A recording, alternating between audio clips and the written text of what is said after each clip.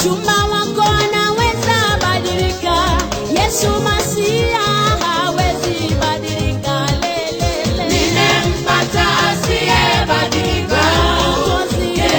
We are looking at 2 Samuel chapter number 24, maybe at your own free time. 2 Samuel chapter 24 verse 18 to verse number 25. That is the premise of our sermon. Then 1 Chronicles chapter 21 and 22. Lakini the emphasis is on chapter number 21. And then Genesis chapter number 23. Amen. Genesis chapter number 23. Now, hebu tu niende kwa swali ambalo nilikuwa nimeuliza, what is sacrificial giving? What is sacrificial giving? Kwa wale ambao walikuwa kwa Ilemoni, na nitachanganya Kiingereza na Kiswahili, nilisema ya kwamba sacrificial giving is the act of strategic giving something that is precious and costly, or something one barely can afford, is an act of worship and devotion to God with an impress purpose of getting an extraordinary breakthrough. Sacrificial giving is a strategic giving. It's not a normal giving. Amen. It's not a normal service giving. It is actually a strategic giving. Something that is so precious and costly. Unatoa kitu ambacho ni cha thamana sana. Amen. Kitu ambacho una value, unapenda sana, kunaitoa as an act of worship and devotion to God. Unaitoa kwa minajili ya kumwabudu Mungu na kuonyesha upendo wako kwa Bwana. Amen. Amen. Na jambo lingine ni kwamba every time sacrificial giving has been done, it's costly. Amen. It causes pain. Kwa sababu ni kuashiria, unaashiria kitu ambacho unathamini sana. Na tuko na examples in the Bible. Abraham, baada ya kungojea Mungu ampatie mtoto miaka mingi, alipopata mtoto akiwa kwa miaka 12 hivi, Mungu akamwambia, nataka utoe mtoto wako, uende katika mlima Moria, uende ukamtoa sadaka huko. Hana, ambaye alikojea mtoto kwa miaka mingi, akiwa anaenda Shilo, akiwa anapitia katika madhihaka, akapata mtoto finally. Lakini wakati alipokuwa anapata huyo mtoto, aliahidi Mungu, akamwambia, Mungu, utakaponipatia mtoto nitamtoa kwako. Na therefore akapata ile mtoto ambaye alikuwa anapenda sana. Alipozaliwa, akafika mwaka sasa anamaliza kunyonya, neno la Mungu linasema in 1 Samuel chapter 1 and 2, ukisoma hiyo habari inasema ya kwamba akamtoa. Amen. Na kila mwaka akawa anaenda Shilo kuangalia kijana yake ako namna gani, lakini alitoka mikononi mwake. Amen. Ni kitu ambacho kinakugharimu, something that you cherish, something that you love, something that you have an attachment to. Unapenda sana hiyo, lakini unasema ya kwamba nimeitoa. Ni kama kwa mfano wakati wa harusi, kwa sababu nimeiona. Wakati mama na baba wamelea msichana na sasa hivi wanampeana. Ndio? Na nimeshawahi witness ya kwamba mama, unaona, anaanza kulia. Kwa sababu huyu ni mtoto ambaye amelea kutoka alipokuwa kwa tumbo na amemlea katika maisha yake, but then a time comes hatakuwa mikononi mwake, atakuwa mikononi mwa mtu mwingine ambaye hajui atamtiriti namna gani. Hajui kama atakuwa nakula ama atakunywa ama atafanya namna gani, and you actually have to hand over that wonderful daughter to another person that you are not very sure atamtiriti namna gani. And as a parent, you feel that pain of releasing. Amen. Amen. Amen. So it's painful. Not only that, but it's actually it often requires that we give up something that we love dearly and cherish. We give up. Sacrificial giving is giving up. Amen. Ni kusema hii sasa sio yangu, nimeitoa. I have given up. I will not pursue it. Amen. Na nikasema ya kwamba sometimes God may also require that you sacrifice your dreams. What is your dream? Nilisema asubuhi, my dream nikiwa kweli nakuwa, sikuwa na dream kuwa pastor. Sikuwa na dream kuwa mwanatheolojia. Nilikuwa na dream kuwa an engineer, a doctor, na nilikuwa na mambo yale ambayo inastahili hiyo. Baba Jerry yako hapa, yeye ananijua huko nyuma. I was a student. Mimi maishani mwangu sijai kupata A- katika mathematics, sciences and especially biology na physics sikupata B. Wale ambao wamesoma kwa nyuma kidogo walikuwa wanajua ile Abbott ya physics edition 3. Nilikuwa nimeiklamu yote. Ungenizunguka kwa hii swali ama kwa hii swali, mawazo yangu ilikuwa ni maisha niwe mtu mzuri kanisani, lakini ni pursue these other careers. But God intervened in my dream. Na I always committed suicide. Kama sio hii, afadhali niishe. Unajua wakati huo wimbo haukuwa very clear kwangu. God picked me from Yahoo Boy section. He intervened in my situation. Na wakati nilipoona sitapasua hiyo, hata kuna wakati nilikuwa nao. Lakini jioni nikaamka.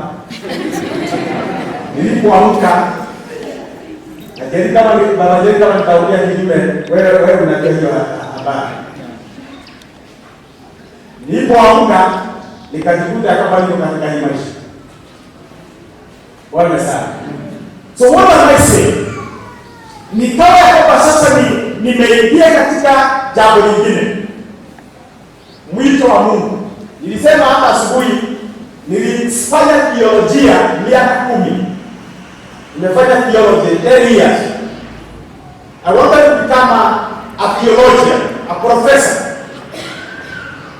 Wakati ule Mungu aliniita katika leadership role, nilikuwa nimeenroll Kenyatta University for PhD. Nilikuwa nimefika mahali pale unaandika dissertation. The lead professor akaniambia, enda ufanye chapter 3, uje udefend, uandike sehemu ya mwisho. Na kutoka ile siku niliambiwa kwamba nimeingia kwa ofisi, sijaikukuza hiyo makaratasi tena from 2016. Sasa nafanya kitu ambacho ni kinyume. Sidhani kama naweza nikakaa kwa darasa even one week. I don't know kama nitamaliza. I don't know. So sacrificial giving involve God may require to sacrifice your dream, your talent, even your treasure, something that you treasure most. Amen. But for a purpose. Sacrificial giving. Na nimesema sacrificial giving is not a normal sacrifice. Because unaambiwa usacrifice kitu ambayo hauna even sometimes. Ni hiyo tu ambayo uko nayo, na hiyo ndio Mungu anataka. Kuna yule mama msarafa. Yule mama ambiwa Mungu akaja akamwambia nataka unipikie chapati. Amen. Naye mama katika mawazo yake ilikuwa imebaki chakula tu moja, na hata sio haikuwa yake, ilikuwa ya mtoto wake, si ndio? Wapenda wale sana, zilikuwa ya mtoto wake, lakini mnaambiwa huko, akasema hiyo nataka unipikie. Kama ni siku ya leo nije kwamba unikwambie basi unipikie mayai ile ambayo ni ya mwisho, unaweza ukafikia kwamba sijatumwa na Mungu. Unaitisha namna gani kile ambacho ni ya mwisho? However, sacrificial giving, nitakuwa ninaongea hili jambo, ina baraka zake zile ambazo zinazokuja, na nikasema sio watu wengi ambao wanaweza wakafanya sacrificial giving, not many, because we love ourselves. Oh my goodness, we love ourselves. Tunajipenda sana, na kupata hiyo kitu upeane, unasikia hapana, mimi siwezi nikafanya hivi. Did you know that ya kwamba the burnt offering in the Old Testament, the burnt offering was the choicest animal? Mungu alikuwa anataka the choicest animal, na hiyo hata sio ipikwe mkule, ndio burnt offering. Huyo mnyama alikuwa anawekelewa hapo, alikuwa anawekelewa kwa moto, inasomeka yote, inakuwa mafundi. Unaona Mungu wale wanapenda nyama. Hata kuna watu walijaribiwa, the sons of Eli. Si na Biblia inasema ilipokuwa inaugua, wanaigiza wanatoa ile roho hawangezuia hiyo majaribu. Wanasema hii haiwezi kaenda. Hii ni msosi yetu ya. Sio wengi ambao wanaweza kuwa na nyama wale ambao wanapenda nyama. Naona kwa sababu wengine tusikienda mahali popote kama tunakula kule tumeenda, na tukifika kwa jiani tunasimama hapo mahali fulani tunapipisha nyama. Lakini uambia kama hii ni busi na yote imeungua na hukuoja hata kidogo, ni harufu tumesikia, lakini hukuoja hata kidogo, na labda hata unajaa. Sacrificial giving is giving the whole. Bwana sana. Na let me say this, kuna mambo fulani ambayo itahitaji sacrificial giving. Unless kuwe na sacrificial giving, hiyo mambo haitawezekana. Na kwa hivyo nikapeana mifano miwili. Abraham in the book of Genesis 23, akiwa in the alien land, he was a stranger in Canaan. Akiwa huko, chapter number 23 of Genesis inaongea juu ya kifo cha mke wake Sara akakufa. Lakini Abraham hakuwa na mahali pa kupumzika, na akashindwa sasa, huyu mke wangu ambaye tunampenda sana na ameaga, nitamzika wapi? Na kwa hivyo wazo likaingia, wazo la kiungu, a divine word got into his heart, ya kwamba Bwana sana anunue mlima fulani. And I say that he was prompted by God ya kwamba anunue huo mlima. Lakini huo mlima ulikuwa na wenyewe, the Hittites. The king of Sodom akaenda akakutana na hao viongozi wa Hittites. Akawaambia, nataka muniruhusu, mke wangu amekufa, ninahitaji mahali ambapo naweza nikazika mke wangu, na hata kwa sababu kuna wengine watakufa, niwe na wazika hapa. Wale watu wakamwambia, hakuna shida, unaweza ukawazika mahali popote unataka, wazike tu mahali pale unataka. Bwana sana. Amen. However, akainisisi ya kwamba ni lazima anunue. Na kwa hiyo finally akanunua area ambayo tunaita Makipela akanunua, na even today that place called Makipela igali iko mpaka siku ya leo. Mwingine ni David in 2 Samuel chapter 24, ukisoma from verse number 18, inaongea juu ya ile shamba ambayo pia alikuwa anapatiwa bure, lakini akasema siwezi nikachukua kile ambacho ni yako, na siwezi nikamtolea Mungu dhabihu ambayo haiwezi ikanikost. 2 Samuel chapter 24 verse number 24. Siwezi nikasacrifice kitu ambacho hakita ni cost. Na for that reason akalipa 2600 shekels, very very expensive. Na alinunua hiyo threshing floor na pia akanunua shamba ile ambayo ilikuwa inasumbuka, na mpaka siku ya leo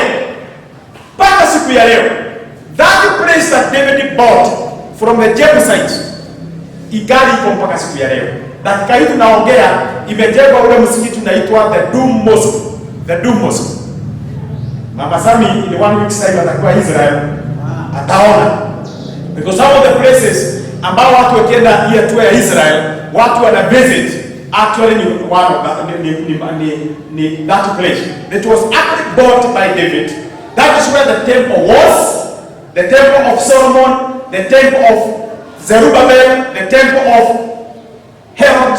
Na wakati ule Muslims walikoka that area wakajenga that mosque, na the millennial temple itajengwa on the same land. That place is still there. However, ili patikane ili cost. Bwana sana. Amen. Ili wa cost. Na kwa hivyo nikasema ya kwamba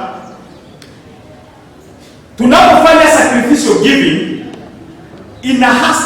inaharakisha ile kazi ambayo inatakana ifanye, because hii ni going an extra mile, is giving the whole.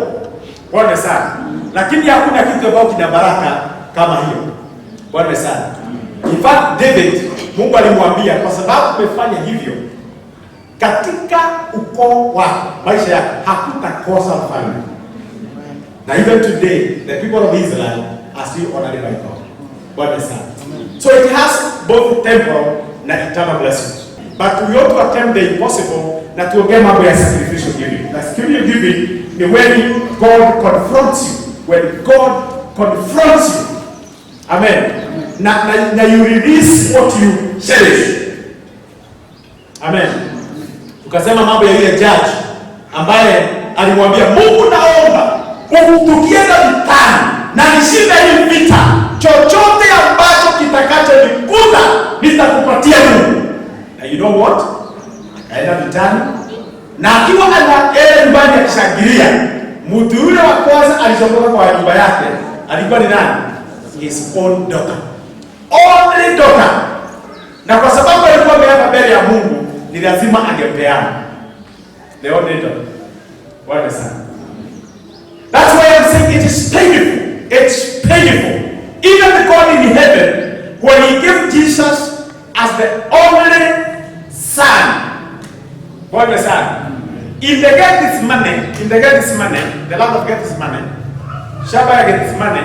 Wakati Yesu alikuwa anaomba, sababu ameona kabisa msalaba umefika, ni lazima nitundikwe kwenye msalaba. Akalia. Wanatheolojia wengi wanasema ya kwamba wakati huo Mungu aliondoa uso wake kwake. Sasa akaangalia asione yale ambayo yanafanyika. Na kwa hivyo Jesus cried and no prayer was answered.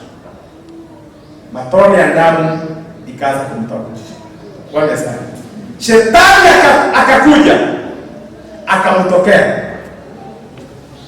Biblia inasema isipokuwa ni malaika wa Mungu alitokea. In Luke chapter 22.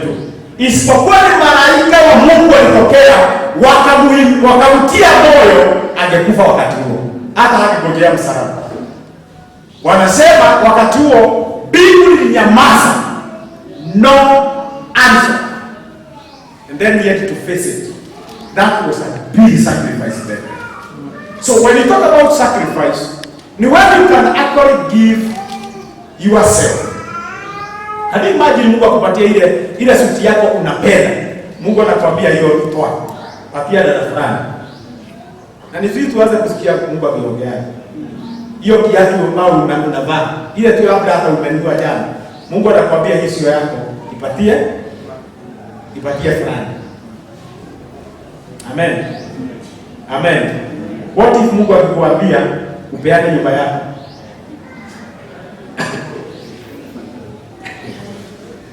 Mabaroe.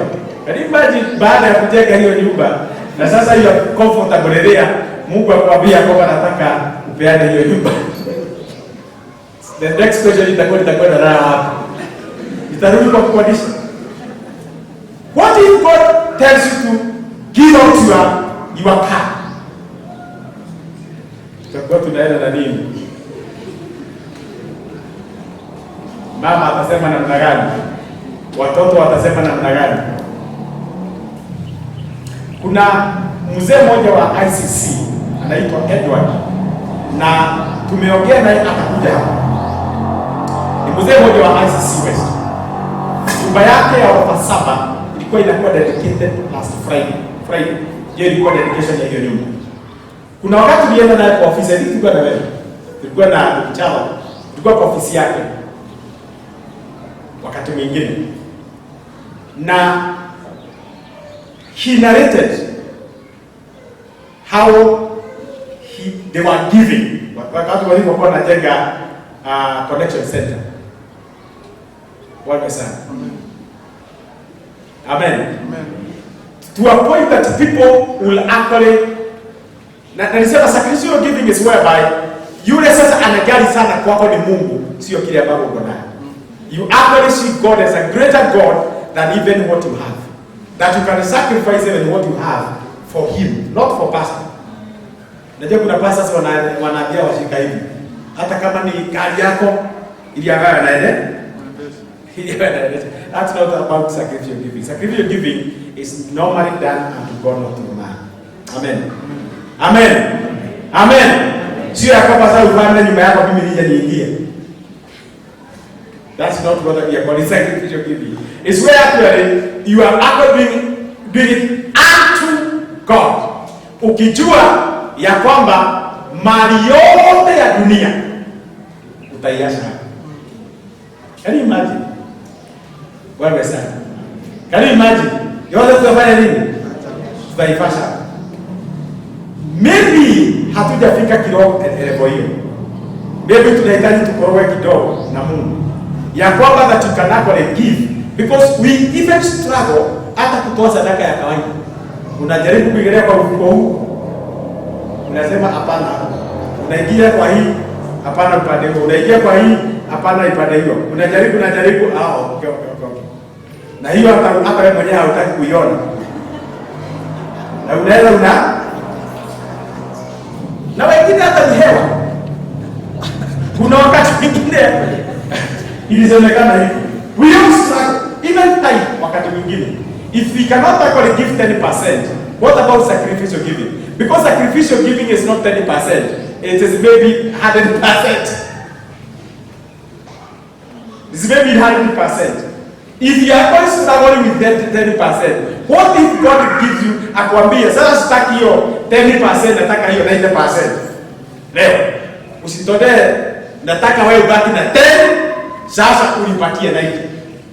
So what I'm saying brethren ni ya kwamba sacrificial giving is not a normal giving.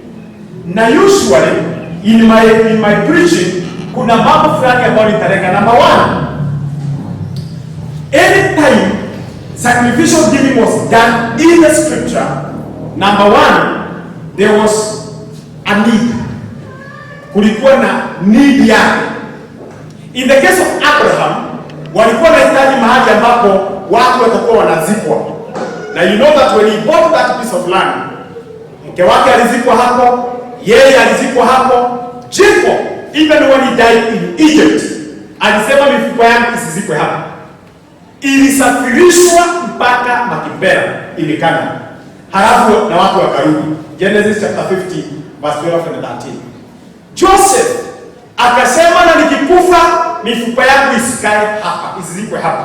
Ibebwe mpaka huko. Na kwa hivyo alipokufa mifupa yake walikaa na mifupa miaka zaidi ya 350.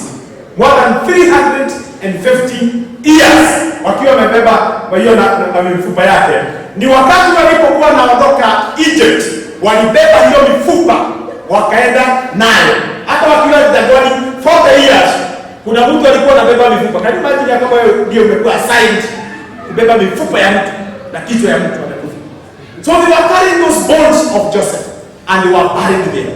So that land that was bought by Abraham it was for that very purpose, like it's there even today. David, hiyo radhi ya launa, Bwana sana, ambaye alimkosi ya kwamba alinue, there was a need to build an altar.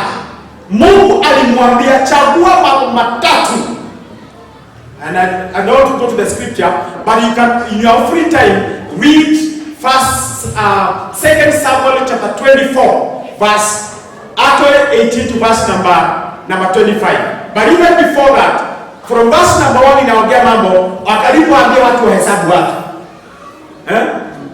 Amen. Naye Mungu akakasirika akamwambia umefanya makosa. Nani ambaye alikuambia wewe uhesabu watu? Hiyo ni kumaanisha tunategemea wanajeshi, hakunitegemei mimi. Na kwa sababu hiyo nitakuadhibu. Chagua mambo matatu. Unaweza ukasoma mambo haya matatu. So finally in verse number 18 Mungu anamwambia ili kwamba niondoe haya maafa, I need an altar here in Jerusalem. And Jerusalem was owned by the Jebusites. In the book of Joshua, you remember walipokuwa wanafukuza watu watoke Canaan, kuna group moja, kuna watu fulani ambao walikubaliana, tutawatumikia the Jebusites, the owners of Jerusalem. So that land was owned by the Jebusites. Lakini David akasema nitainunua because there was a need for an altar. Bwana sana. So in the first case, burial site. In the second situation was actually a need of an altar. So when you talk about sacrificial giving, there it has to be prompted by a need. Hawezi tukatoa anyhow. Hawezi tukatoa kama hakuna kitu kimelengwa. There must be a need. Number 2, one has to be prompted by God. Ni lazima mtu awe amesukumwa na Mungu. Hajasukumwa na pastor. Hajasukumwa na wazee wa kanisa. Hajashawishiwa na watu. Hajashawishiwa na nabii ama unabii. Ni yeye mwenyewe baada ya kuona that need, aishi moyoni mwake ya kwamba nimesukumwa na Mungu, ili ya kwamba ukitoa plot useme ya kwamba kanisa linanyang'anya plot yake. Ndio? Unajua mtu anaweza kageuka. Bwana sana. Kuna mtu mmoja nilinunua plot mahali fulani na Baba Jerry Mgamaze. Kwa sababu labda unajua connection hiyo. Kuna mahali nilienda nikanunua plot. Sikuwa nimelipa pesa mingi. Huyo mzee mwenye hiyo plot alipogawiwa shamba, tunagawa shamba, alikata kasehemu fulani akasema hiyo ni tithe. So akaitoa kanisa. So alipoitoa kanisa, pastor wa hiyo kanisa ambaye ni alikuwa wa Baba Jerry hakuwa anahitaji plot kwa sababu alikuwa na shamba kubwa. Mimi nami niye huyu ninataka plot kwa sababu sina shamba. So nikaenda hapo. So nikalipa ile the down payment ya hiyo shamba. Alafu yule ndugu aliyepeana akatoka hiyo kanisa na akatoka na plot yake. Akasema ataenda kutoa hiyo plot kule ataenda kwa kanisa. So he went with the plot. Akaenda akaitoa sadaka tena huko.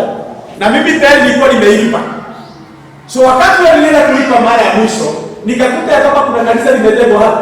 So ninauliza, nani alijenga kwa plot yangu? Nilipokuta ni kanisa na mimi wa area hiyo, nikasema sitapigana na watu wa Mungu. Wanapara sana. But I thank God. My obedience when I left Nyahururu immediately, nikaja hapa Nairobi. Kwa wakati tukakaa Hawesi. Unasikia hiyo? Nikakuta mtu ameacha pesa hivi. Na hiyo pesa nikasema nitaenda kununua plot nyingine huko. So nilianza tu usiku huo, nikachukua hiyo pesa, nikarudi Nyahururu, nikanunua another 100 by 100, na hiyo plot hiyo niliuza, ninunue plot ambayo nimejenga sasa hivi. Lakini ile kwanza nilisema, what I'm saying, one has to be prompted by God. You have to be moved by God. You are doing it unto God, unto your Creator. Unasema ya kwamba nitatoa hii nikiamini ya kwamba Mungu ana uwezo wa kunipatia ile ile. Nimeshaje kuona watu gani mtu amepeana hata gani. Wale sana. My friend wa Mutasa. Kuna siku moja walikuwa wanaweka floor kanisa yao na wakawa hakuna pesa. Gari ambayo alikuwa nayo ilikuwa ina cost 400,000, akaitoa akasema hii gari na iuzwe na ilikuwa kuku kidogo. Dakika anaeleza Abraham,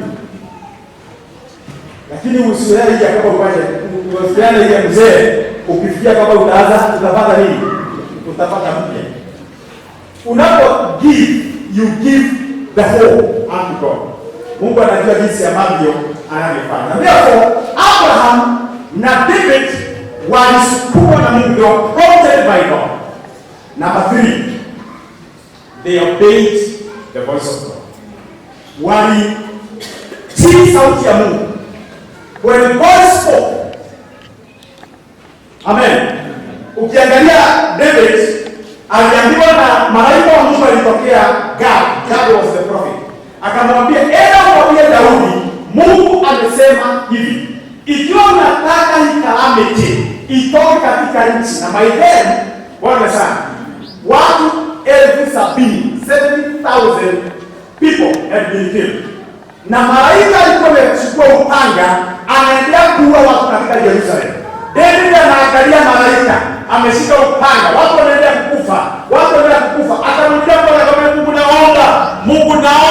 Mungu naomba, ni mimi nilihesabu watu, ni mimi nilisema watu wahesabiwe. Naomba Mungu usimamishe hii maafa. Naomba Mungu, afadhali mimi uniue na uwe familia yangu. Lakini Mungu akamwambia, Bwana sana, akaambia yule malaika aende kwa Gad the prophet, amwambie Daudi ya kwamba kama Mungu atasimamisha hiyo, ni lazima amjengee an altar. And that is how that piece of land was bought. Bwana sana. Amen. Amen. So we are talking about obedience, and therefore when God spoke to him, he actually did that. He obeyed the voice of God. And number 2, he actually made that sacrificial giving. Amen. He made actually that sacrificial giving. Na hiyo ndio nataka ninapokuja kumalizia neno langu la siku ya leo. Inasema, amen, ina 1 Chronicles chapter 21 verse number 24 inasema, but King David replied to Araunah and said, no, I insist on paying the full price. I will not take for the Lord Yahweh what is yours and sacrifice a burnt offering that costs me nothing. And therefore I will actually give it all. Now if you go to chapter 22 of 1 Chronicles, chapter 22, verse 14 and 16, the price ile ambayo huyu mtu wa Mungu alilipa, inasema hivi verse number 14, I have taken great pains. He was speaking now, David is speaking to Solomon. I have taken great pains to provide for the temple of the Lord 100,000 talents of gold, 1,000,000 talents of silver, quantities of bronze and iron too great to be even weighed, and wood and stone, and you may add to them. Daudi anasema ile nimetoa mimi mwenyewe kwa sababu ya hiyo. Haleluya. Ile ambayo nimetoa kwa sababu hiyo. God, you are talking about 100,000 talents of gold, 1,000,000 talents of silver, quantities of bronze, iron too great to be weighed. Bwana sana. You have many workmen, stone cutters, masons, carpenters, as well as men skilled in every kind of work, in gold, in silver, in bronze, in iron, craftsmen beyond number. Now begin the work, and the Lord be with you. So David talks about the price. Amen. Now ukienda pia in the book of Genesis chapter number 23, you find the same thing. Alipa hiyo gharama, but it was actually accompanied by many blessings. Namba ya mwisho, sacrificial blessings brings temporal and eternal blessings. Sio wengi ambao wanaweza kufanya sacrificial giving. Sio wengi. Nimesema sio wengi. Na I'm not encouraging you kwamba uwe katikati yao. Unajua unaweza you could never be justifying yourself. Unasema ya kwamba mimi ni mmoja wa hao watu wamesema ambao ni vigumu. Na mimi nimetosheka hapo. Kile ninasema ni kwamba one reason why many of us cannot do sacrificial giving is because we love ourselves. Tunajipenda. Now you don't want to part away with something that you love.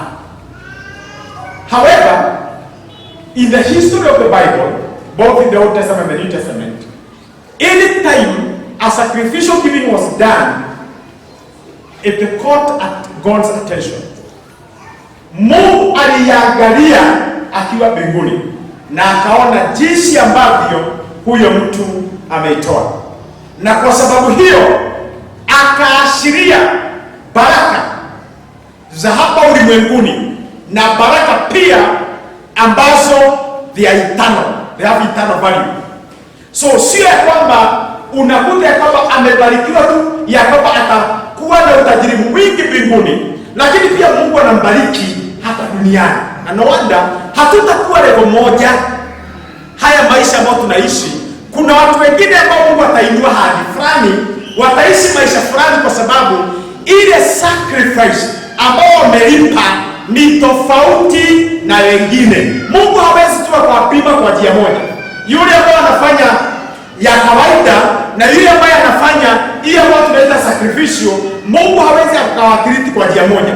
Wale ambao wanafanya hivyo, God looks at them, na nimesema ya kwamba they are those temporal and eternal blessings. And by the way, I am not about preaching prosperity gospel.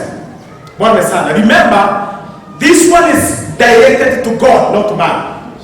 Kwa sababu kuna watu wengine sana ambao wana preach prosperity gospel. We have many preachers in Nairobi. Lakini hiyo pesa haijengi kazi ya Mungu. Haifanyi kazi ya Mungu. Hiyo ni yake binafsi, ya kujenga mambo yake, ya kufanya mambo yake, ya kununua hii na ile nyingine. That is prosperity gospel. Ya kujifaidi mtu binafsi. What I'm talking about here is not that. What I'm talking about here is investing in the kingdom of God. Now, the kingdom of God is not the pastor. Amen. Hallelujah. Na leo wakati mwingine wanasemaga mimi ndiye representative wa kingdom of God. So if you invest in me, you have invested in the kingdom of God. I'm not talking about that. Bwana asifiwe. Amen. I'm talking about that piece of land there ambayo generations and generations that will come after us. Bwana sana. Amen. Generations and generations. Wale ambao watakuja nyuma yetu kama Yesu hatarudi, ni kitu ambacho kanisa la Waithaka, it's an altar. Bwana sana. It's a place of altar. It's a place of altar. Sio ya pastor. Ni ya Mungu. Ni an altar. Bwana sana. And therefore, when it comes to sacrificial giving, kwa sababu as we move on, God will speak to us. God will speak to me. God will speak to some people here. So, kile ambacho Bwana atakuzungumzia, amen, utainvest katika hiyo. Na ikiinvest katika hiyo, haitakuwa na any problem. Nimesema, ikiwa kama hili jambo sio la Mungu, litaishia na ujumbe huu. Wawe sana. Lakini kama ni ya Mungu, hata kama sio sisi tutafanya, kuna wengine watakuja kufanya baada yetu. If it is coming from God. But I'm fully persuaded ya kwamba ni ya Mungu. We need that plot there. Wawe sana. Amen. For the expansion of God's kingdom. We need it. Tunaweza tukafanya sisi, na tusipofanya, nimesema kuna watu wengine Mungu atainua wa kuifanya. Baraka zitaenda kwa wale ambao waliofanya. Bwana sana. Na hakuna kusukumwa, hakuna ati Yakobo umekuwa kwa asi, hakuna kwa mfano ati nimekarimu Yakobo sitalipa nyumba, nitalipa hii. Utafukuzwa kwa nyumba. Sasa nimeguzwa ile rent ile school fees ya watoto yote nimetoa. Hapa Mungu atakusukumuzia. Angalia. Watoto wako watafukuzwa. Useme kama umefukuzwa na nabii ya Mungu. Bwana sana. Mungu aweze kufanya watoto wako wafanye nini? Wafukuzwe shule. Anataka wasome. Because when we talk about sacrificial giving, normally God also provides that. So mtu anaomba, unaomba na God makes a way. Na God does not take what is yours. Bwana sana. He provides a way ya kwamba unaipata hiyo so that you unakuwa baraka kwa hiyo. It does not disorganize you. It does not disorganize you. Bwana sana. Let me finish by saying this. Wakati ulipokuwa tunajenga hii kanisa, kuna wakati kulikuwa na harambee. Na nikaamua nitatoa 100,000 Kenya shillings. Moyoni mwangu na nikashawishi wale ambao walikuwa hapa na nikasema I will give 100,000 Kenya shillings. Niliposema hivyo, sikuwa na yeye idea itatoka wapi. Kwa sababu hata ile mshahara nilikuwa napata hata nikifundisha haikatosha hiyo pesa. Na kwa hivyo nilimwamini Bwana. My wife is a witness. Siku moja kuna dada ambaye alikuwa anashiriki hapa. Akiwa kijaribu kuja hapa alikuwa mgeni kabisa. Halafu akahamishwa, alikuwa anafanya kazi kwa ofisi ya president. Siku moja akanipigia simu, akaniambia pastor uko wapi nataka kuona. Nikamwambia niko mahali fulani. Akaniambia niko na kitu na pesa nataka kupatia. Unaweza ukanipatia namba yako ya labda. Nikamwambia situme kwa simu. Wakati huo kuna ile pesa ingetoka kwa simu. Akaniambia hapana, haiwezi katoshea kwa simu. Naomba tukutane town. So tukaenda town. So tukadrive hata tukukaa sana na yeye. Tulimsukua tu kwa stage fulani pale town. Akanipatia kitu yake tunaendelea, alafu akafikia. Na sikujua ni nini gapi ambayo ametoa. Nilijua wakati ile nilienda nikafungua ile bahasha nikakuta 100,000 Kenya shillings. Akaniambia pastor, uliniombea nipate promotion. Nimepata promotion. Hii ni Thanksgiving. Na Thanksgiving najua hiyo inapewa na pastor. Lakini wakati nilipokea Mungu akaniambia ni ile ulipledge. Ni ile ulipledge. Na nikamwambia Bwana nitafanya hivyo. Nikaenda nikaipanga kwa akaunti ya kanisa na nikajua kwamba 100,000 ile ambayo nilikuwa nimesema nimeitoa na nikafunguka. So I'm saying this. Sometimes sio lazima ya kwamba iwe kama tunang'ang'ana when you are doing sacrificial giving. God actually provides a means so that you are not actually unaanza kukiria wale sana, lakini you give it joyfully ukijua kwamba you are giving it unto the King of Kings and the Lord of Lords. Amen. Na kwa hivyo tukiomba every time unapopiga maombi yako kuomba itasesa najua tunafanyaga hivi. Hata wale wanakujaga morning prayer every day, utakuwa watu wanakuja maombi hapa. Najua tunafanyaga, tuzidishe hiyo maombi. Amen. Tuzidishe hiyo maombi na tumwamini Mungu ya kwamba Prokio sasa ni yetu in the name of Jesus. Amen. In the name of Jesus. Amen. Na tuombe pia kwamba Mungu aanze kufungua njia. Na akifungua njia hata kufungua nyikani, aanze kufungua hata kwako na kwa watu wengine. Be specific unapoomba. God tunakuwa you provide. Kwanza kipindi ya kwanza ni kuomba tunaomba. Bwana sana. Kipindi ya pili itakuwa sasa vile Mungu atakavyotuongoza. But ya kwanza ni kuomba Bwana. Ya kwamba he is able. Na nimesema kwanza tutailisi. Na kwa hivyo once tukifanya hivyo, ile time tumeagree na wao, we are going to demolish this building here, alafu tusokeshe upande huo na tunaamini ya kwamba God is going to provide us. Amen. Hebu tusimame katika jina la Yesu. Na tunapoomba wapendwa, hata hiyo nimesema sio tu kwa kanisa, hata kwako binafsi, kwa familia, kwa biashara, kuna mambo fulani ambayo haitafanyika mpaka uingie katika sacrificial giving. Hata biashara yako hautaenda kiwango kingine until you come to that level. Bwana sana. Hallelujah. Amen. Have I communicated? I believe I have communicated. I believe I have communicated. Hallelujah. Na wakati mwingine haishukui watu, inashukua mtu. Amen. Amen.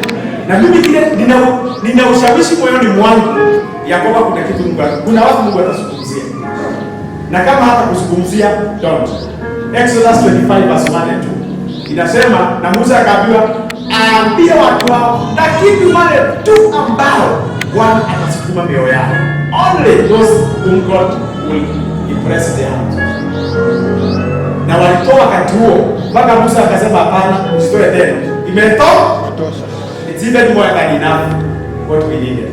Exodus 25. So I want to believe if this thing is coming from God and that is not there, I believe kwanza tutaenda kwa tumuulize Bwana atusaidie.